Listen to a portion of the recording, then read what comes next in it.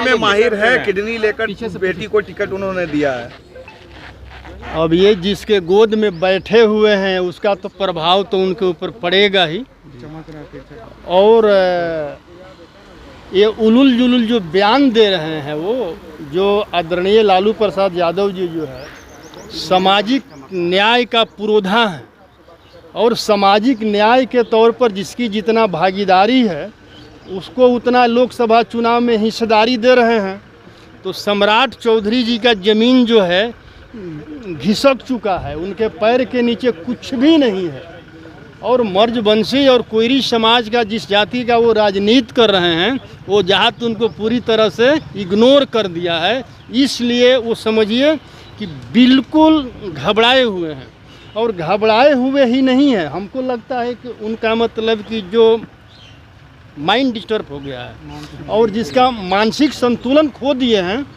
तो आप समझिए ना, बाप बेटी के रिश्ता पर कोई अगर सवाल उठाता है, एक पिता को पुत्री ने अपना किडनी दे करके जीवन दान दी और उस पुत्री पर और पिता पर सवाल उठाते हैं, ये क्या साबित करता है कि मानसिक संतुलन खो दिए हैं।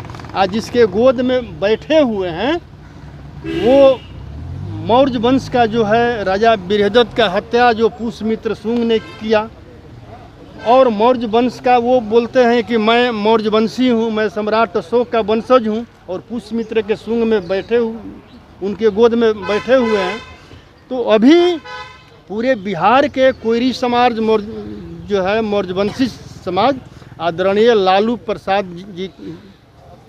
जी के साथ जो है पूरी मजबूती से खड़ा है और पूरा मौर्यवंशी समाज सम्राट चौधरी जी को इस बयान का जवाब देगा और उनको औकात बताने का। एक सवाल है सर, जेडीयू के लोग लगातार जेडीयू छोड़ रहे हैं, आरजेडी में शामिल हो रहे हैं, क्या कहेंगे इसको लेकर?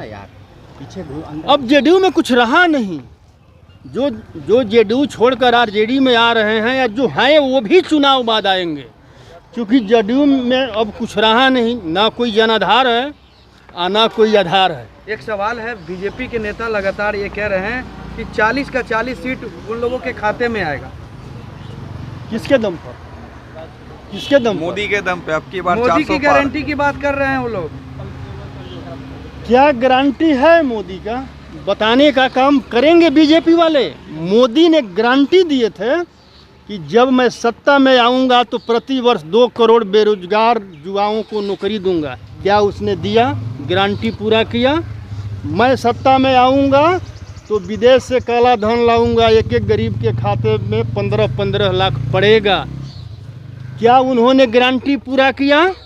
मोदी ने गारंटी दिया था कि मैं किसानों का आय दोबरी करूंगा। क्या आय दोबरी किया? मोदी ने गारंटी दिया था कि मैं स्मार्ट सिटी बनाऊंगा, बनाया।